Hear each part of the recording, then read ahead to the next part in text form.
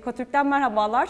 Çeşitli ülkelerin büyükelçileriyle, yer yer başkonsoloslarıyla sizlerle ekranlarımızda buluşturuyoruz röportajlarımızı. Bugün yine çok önemli bir ülkenin büyükelçisi bizlerle. Biz Ankara'da değiliz yalnız, kendisi İstanbul'da. Şu anda İran Başkonsolosluğundayız. İran Büyükelçisi ile birlikteyiz.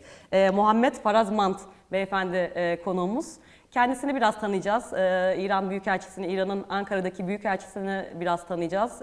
Ülkesini kendisinden dinleyeceğiz. Tabii önemli başlıklar var konuşmamız gereken. İran deyince konuşulacak çok fazla konu var tabii ki.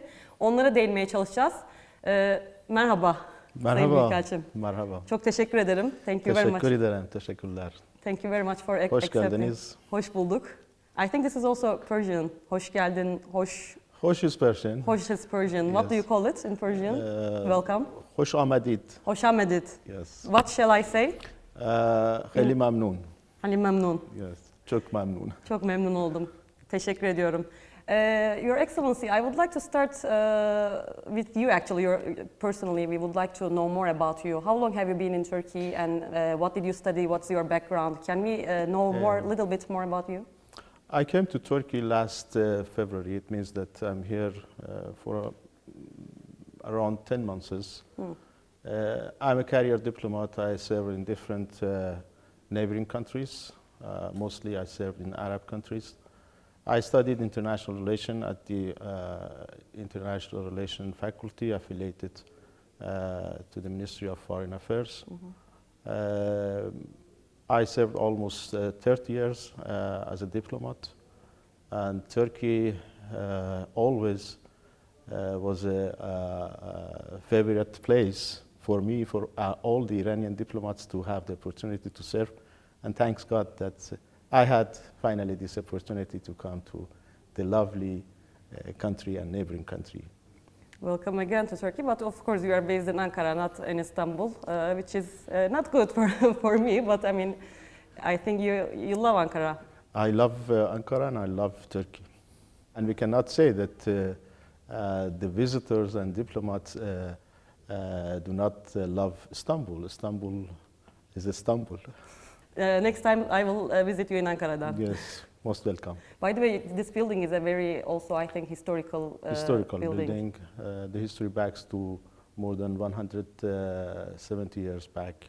When we established our relation, it was the first embassy of Iran in Turkey. Oh, great. Then in 20 years, like the other embassies, we shifted to Ankara. I was going to ask you now about the relations between the two countries, because Iran is and when it comes to Iran, there's always black and white when it comes to Iran in Turkey. It's either, sorry to say but it's either a threat or an indispensable ally. So there is no in between. It's either black or white, but it's for sure it's a very indispensable ally and very old ally for Turkey. And could you please tell us about the relations, the historical relations between Turkey and Iran in general, and then we can move on to more than 500 years of stable relation between Iran and Turkey is far enough that say the relation is strong. And what I read or what I saw in Turkey was a kind of consensus among different parties, different centers, and the people of Turkey that look at Iran mostly as a friendly country. I didn't see any Turkish center or Turkish friend look at Iran as a threat. We can be good partners. And since we are an economy channel, we would like to focus also on economy specifically. How are the trade relations between the two countries? I think the trade volume is not at the desired level. Maybe this is also part of an impact of the US sanctions as well. So how are the relations in terms of economy and trade? In 2018, the level of trade was something around $9.3 billion. It's a huge amount, but still is far from what we targeted. We targeted to reach to $30 billion. We are still far from the target. The two presidents decided to extend the relation, the trade between two countries to $30 billion. It's not unreachable. It is not far from the access, and inshallah in coming years we are doing our best, because there is a very strong desire by two sides to reach to this level. But when you talk about trade volume, we are still talking about dollar. Is there any, I don't know, future prospect for local currency, in trading local currency? Thanks God that our trade with Turkey is not in dollar. It is in euro or lira, and we are increasing the lira business between Iran and Turkey, lira and tuman, local currency. 35% of the trade is in local currency, and we are going to increase the contribution of local currency in bilateral relation. And I think Iranian investments are increasing in Turkey. From both sides, Also the from level Turkey, of business investment is increasing. Yeah. We established some free trade zones near the Turkish borders, Maku free zone area, and some Turk businessmen have their investment in this part, and Iranian investment in Turkey is increasing. And what are the main sectors that are like Iranians are doing in Turkey in general? In different sectors, Iranians are active. Recently, even in producing medicine, one of the Iranian good companies came to Turkey, and they launched their business in Turkey, and they are producing specific medicines that the Turkish market needs also. They can export from Turkey to the other countries, third countries. So yeah, I think interest both for investors and also tourists for tourists, increasing. yes. Something around 2 million Iranians are yearly visiting Turkey, and the number of Turk tourists is less than 1 million, around 600. But I think Iran is one of the favorite destinations for Turk people. Anyone I see who visit Iran from Turkey, they like to visit again. It means that Iran can be attractive for Tehran tourists. Specifically, right? No, Or they go to different places. They go to Isfahan, they go to Shiraz, they go to Tabriz, even Mashhad. And Turkish airline and Iranian airlines, they have direct flights between different cities. From Istanbul, you can take flight to different cities of Iran, to Isfahan, to Shiraz, to Mashhad, to Tabriz. Yeah. Unfortunately, it's a shame for me that I didn't visit yet, but inshallah, We invite you to visit Iran. Thank you very much. I will visit soon, inshallah. By the way, something else, I found something interesting. Also, Iranians rank second in Turkey, Turkey's housing sales to foreigners. So Iranians are buying houses also, and I think there are lots of Iranians living in Turkey as well. Do you know the approximate number that living in Turkey? This year, something around 2,000 premises was bought by were bought by Iranian, and they can trust the community, and they can communicate with the Turkish community. They are feeling at home in Turkey, and some of them, they came with their children for studying at the universities. We have something around 7,000 Iranian students at the different Turkish universities. Turkey is one of the favorite destinations for Iranian, those who want to have a short visit or stay in a neighboring Muslim country. Last weekend I was in Van, eastern province of Turkey, and more than half of the population was Iranian probably. There were lots of Van Iranians. is the closest big city to Iranian border. It's near the Hoy city. We have Khoy on the other side of the border, and we have Van. Did you have time to Yes, travel around Turkey? Yes, last month I went to Erzurum, then Van, and then I went to Gürbulag, and I passed the border. I went to Urumia, and then I came back through Khoy, Van to Ankara. Oh, nice. It was Other lovely. parts of Turkey as well? Yes, I went to Trabzon because we have a consulate general in Trabzon. It means that the relation, the political relation and economic relation with Trabzon is strong, which made us to have a separate office in Trabzon. I think Iranian consulate general in Trabzon is one of the few consulate general that are working there. Russia has a consulate general there, and Iran and maybe Georgia, they have consulate general. What are they doing exactly and specifically in Trabzon? Because we had good economic relation with Trabzon port. It is the closest port to Iranian border. From Trabzon, it's less than 500 kilometers to Gürbulag and Bazargan. And traditionally, Trabzon was the closest and the best, Turkish border for having business and for having transit through Turkey to Iran and from Iran to Europe through Trabzon. So it's still actively It's actively used. Yeah. So when we talk about the perception, actually, perception of, as we mentioned, Iranians' perception of Turks. I mean, our perception is mainly dominated by Western sources and Western media, unfortunately, in Turkey. When we read anything as a journalist, this is even true for me sometimes because I don't speak Persian, and mainly I go to Western sources for learning about Iran and for learning about what's going on in Iran. So Western media and Western sources are dominating our perceptions.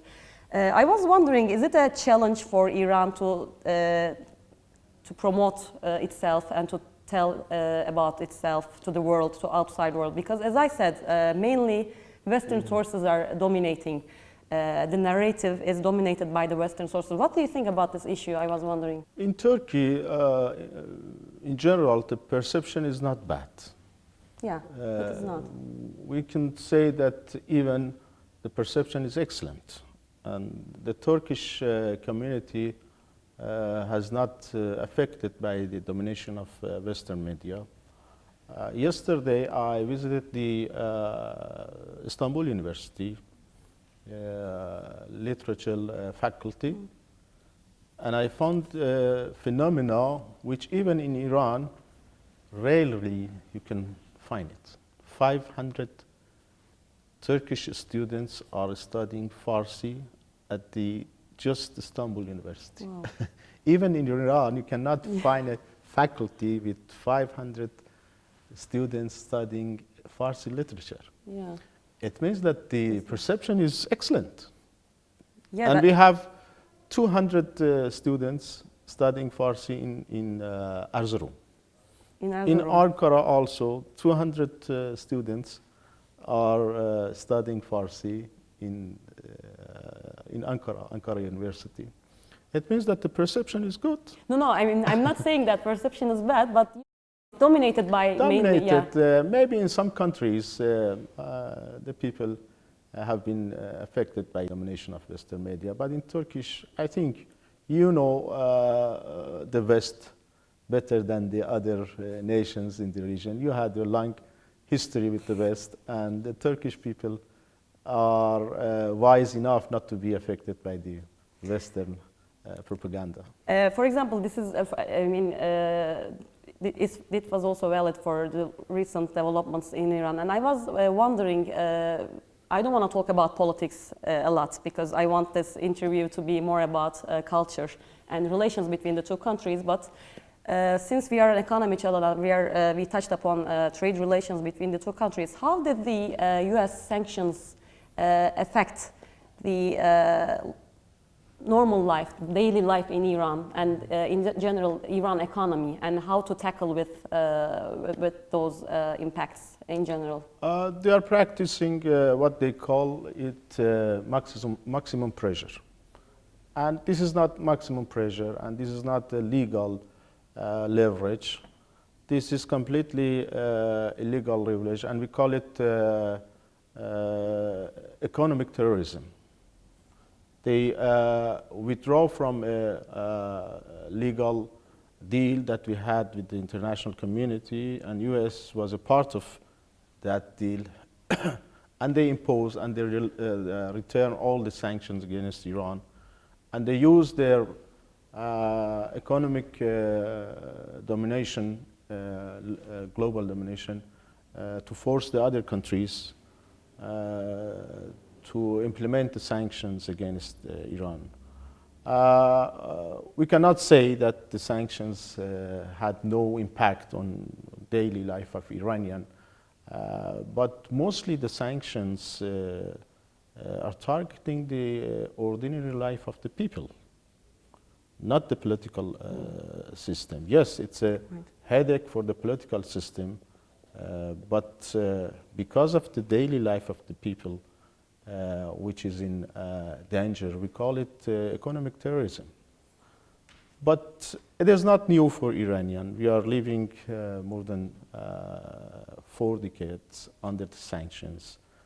And what we have known, and some observers say all the time, that Iran is strong, more than enough. The question is how Iran could be so strong. We had all the time sanctions. It means the sanctions could not make Iran weak. We got all the capacity under the sanctions.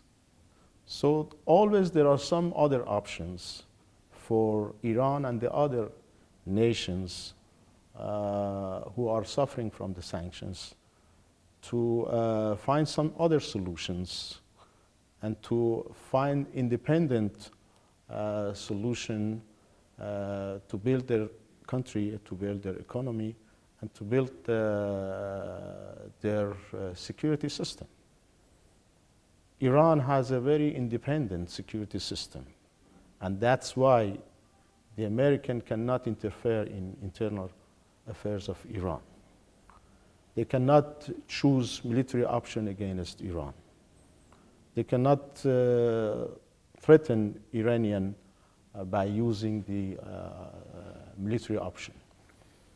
So yes, on the daily life, the sanctions caused to some, difficulties for ordinary people in Iran.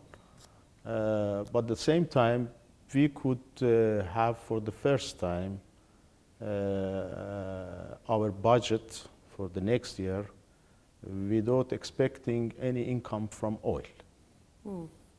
This is, also is advantage for Iranian economy. Independency from Independency, that's right. So the recent protests are not part of the impact of sanctions then, or am I wrong?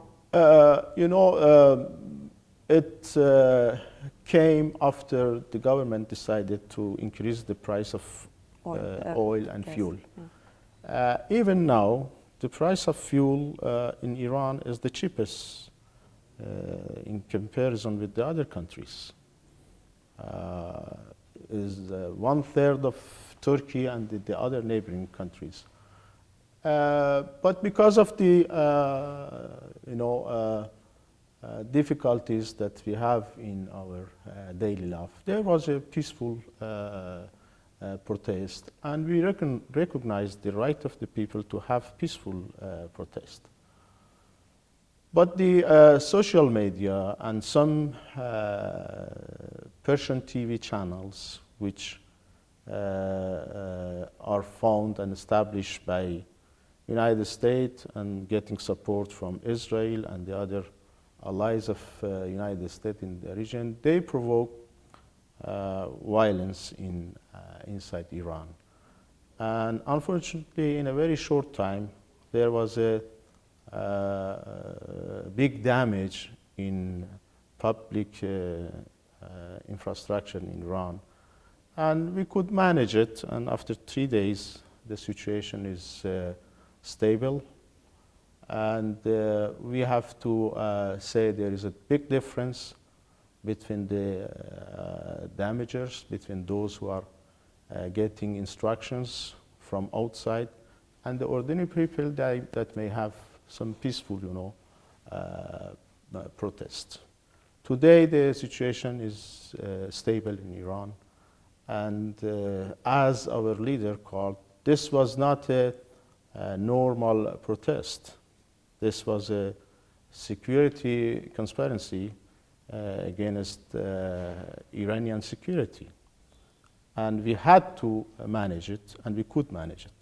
So going back to culture again after some politics, actually you already touched upon that, but I was going to ask specifically about literature and interest in Persian literature and language, but you already touched upon that. And you said something very interesting actually, the interest is not as high as it is in Turkey, back in Iran. That was very interesting. So in Persian language and literature, how is the interest among youth, especially among young people? Because it has a very rich and old history. I mean, when we talk about Iran, other than nuclear weapons and other issues, cinema, culture, literature come to my mind, for example. So how is the interest back there? Iran is a country with a rich and deep civilization. Art and literature, and especially poem, is very important in Iranian civilization. Iranian language, Farsi language, is language of poem. Most of the great poets that you know in Turkey, such as Maulana, Hafiz, they had their poems in Farsi. And we, interestingly, today we speak with the same language which Maulana had his divan, which Ferdowsi had his Shahnameh more than 1,000 years back. We are speaking with the same language. It means that this language is a very strong language, and this language is language of art and poem.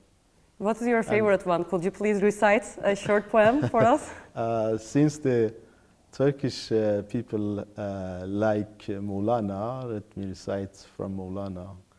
بشنو از نی چون حکایت می کند و از جدایی ها شکایت می کند از نیستان تا مرا ببریده اند از نفیرم مرد و زن نالیده اند. The meaning? This is the beginning of Masnavi of Maulana. Beautiful. I mean, it sounds beautiful. I didn't understand, but Persian always sounded beautiful to me. Yeah, interestingly, when I was at the University of Istanbul, I asked some students, why are you going to learn Farsi? Most of them told that we want to read Maulana. That's why we start learning Farsi. And also cinema. There are lots of fans of Iranian cinema, actually. And you know, Americans have used Hollywood as a great tool of soft power. How is Iranian cinema doing in terms of, I mean, how does Iran use it as a kind of soft power tool? Iranian cinema is very popular, not only in Turkey, but I think in the whole world. They are doing great movies. And Iranian cinema industry is also suffering from the sanctions. We do not have so complicated technical tools for the cinema industry, but we have something else. We have culture. We have deep understanding of the meaning of art, which comes from the history. And cinema is not just industry. And Iranian cinema proved that the meaning and thought and thinking behind the techniques, the industrial techniques, is more important. With very simple, industrial tools, Iranian cinema could have very successful, achievements. So the Turkish people, they like Iranian cinema. Yeah, I mean, because of the same culture. Yeah. I don't say usually that we have close culture. We have the same culture. We have so many common words. Yeah. Even when we talk about, for example, when we start talking in probably Persian, we will or Turkish, we will figure out that we have a lot of common words. You want to try a little bit speaking Turkish? Türkçe öğreniyor musunuz? Nasıl gidiyor Türkçeniz? Çok istiyorum. Yavaş yavaş inşallah öğreniyorum. Zor bir dil mi Türkçe? Türkçe çok kolay değil. Sizin için kolay çünkü dediğimiz gibi yakın diller birbirine. İçin İran çünkü çok kelimeler Farsça ve Türkçe aynı. Aynı. What are you doing in terms of increasing the cultural exchange? Actually, let's end up with this topic because when we talk about relations between two countries, it's always it's generally, let's say, limited to official visits between leaders. How to increase cultural exchange between Iran and Turkey, and what are you doing? What is the consulate and what is the embassy doing in terms of? We have two cultural centers in Istanbul and Ankara, and they are concentrating on cultural relation between two nations and between two governments. And thanks God, because of the historical relation and because of the deep background, the two nations, they are not expecting and they are not waiting for the governments and for the embassies to make common occasion or cultural occasions. Every day there are so many Iranian cultural occasions in different cities of Turkey. And also the same thing in Iran. Every day there are so many cultural occasions in Iran, which are organized by the people. Mm-hmm. And from our side, we support such activities, and we believe that culture should be supported by the government and should be followed by the people themselves. Are you also, I'm wondering personally, are you organizing like cinema events or food events, for example, so yes, I will follow? Yes. Last week there was a festival in Istanbul, and there was a festival also in Ankara. Really? A cinema festival or food? It was a cultural festival. In general, culture. I missed that, so inshallah, next time. Often, usually every month we have some occasions in different cities. In Van, in Erzurum, in Ankara, in Istanbul, we have some cultural events. And also there are lots of Iranian restaurants, by the way. Yes, I love Iranian food as well, the cuisine. And Turkish cuisine is very rich. Yeah. What's your and favorite? the Iran, they like Turkish cuisine. Yeah, and they are very similar, I think, right? Kebabs are, Iranian way is different. For example, rice is different in Iranian way. But cuisines are similar to each other. What's your favorite food in Turkey? I like all the Turkish food. I like kebab, different types of kebab. Çok teşekkür ederim Sayın Büyükelçim. Thank you very much for taking us time. It was a great interview. Thank you so much. You are most welcome. Memnun oldum. Ben de memnun oldum. Çok teşekkür ediyorum. Teşekkür ederim.